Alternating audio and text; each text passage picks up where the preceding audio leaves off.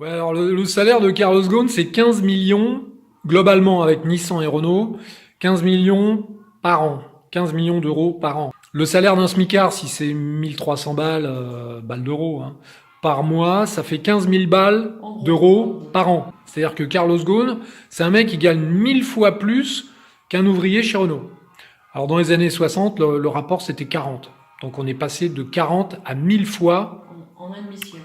en un demi-siècle, ouais, voilà. Donc le type, 1000 fois le salaire d'un mec normal, quoi. Alors pourtant, il bouffe un steak par jour comme tout le monde, hein. Et puis il chie une fois le matin, et puis il prend une douche le soir, voilà. Bah ouais, le problème de ces gars-là, quand ils ont 15 millions, après, faut le dépenser le pognon. Alors, ouais, c'est vrai, t'as acheté la Lamborghini, Le jet. t'as le cuir pleine fleur, hein, attention, hein, cuir pleine fleur. Mais après le cuir pleine fleur, Le tu, jet. tu, tu veux la peau de zébu, tu veux des diamants incrustés dans les portières, hein, tu veux tout, hein. C'est la folie, hein. On apprend qu'il vit dans une cellule de 6,5 mètres carrés. Alors, bah déjà, je vois pas ce qui est scandaleux parce à Paris, il y a des tas d'étudiants qui vivent dans les chambres de bonne. Et je pense que même lui, il a les chiottes dans sa cellule, alors que à Paris, C'est dans les sur chambres de palier. bonne, C'est sur hein, palier. c'est souvent sur le palier. Alors museau, hein, Carlos Ghosn, t'es quand même bien loti encore pour l'instant. Ouais, puis Carlos Ghosn, alors il a pas le droit de se lever dans sa cellule. Alors je me demande bien comment les Japs, ils lui interdisent de se lever. Le mec, il doit avoir des palpeurs au cul et il a dû choisir, c'est le lit ou les chiottes. Ah, il a choisi les chiottes, le mec. Et alors le gars, il a le droit quand même à des visites d'ambassadeurs du Liban, de France et du Brésil. Alors, on se demande pourquoi. Ah bah ouais, parce qu'il a les trois nationalités, le mec. Ah, lui, il en a trois. Déjà, les binationaux, on trouve ça bizarre.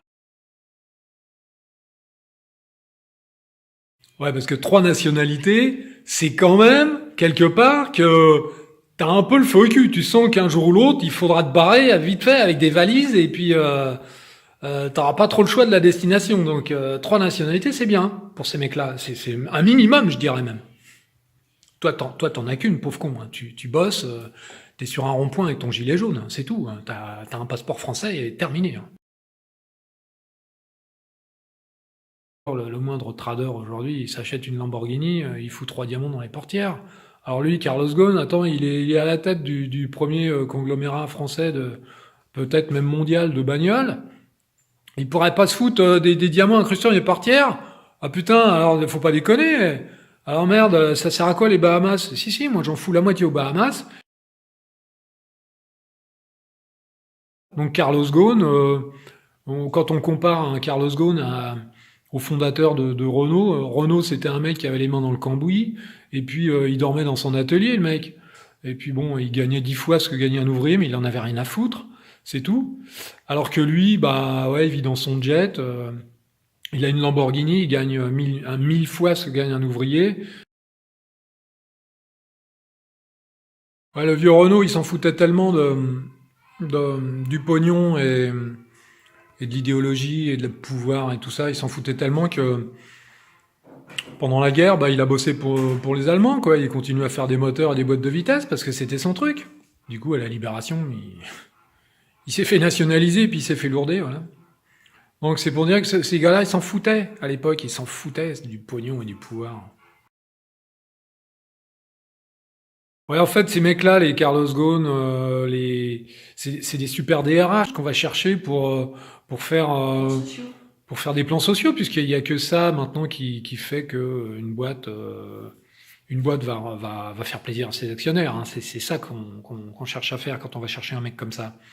On sait que le type, il va tailler dans le gras, il va virer 3000 mecs par là, 4000 mecs par là, Il va s'en coller et un peu dans puis, la poche, mais les et puis actionnaires sont voilà. La insignifiants. ministre du Travail qui s'est fait un paquet de fric sur le dos d'un plan social, Danone.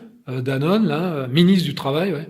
C'était une DRH. C'est pareil, c'est une DRH, c'est des gens, bon, leur seul truc à eux, c'est que c'est des animaux à sang froid, donc on va les chercher pour lourder des mecs, parce qu'on sait que eux, ils le feront, sans état d'âme.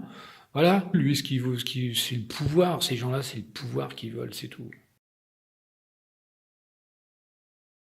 Ouais, donc il a commencé chez Michelin, le mec.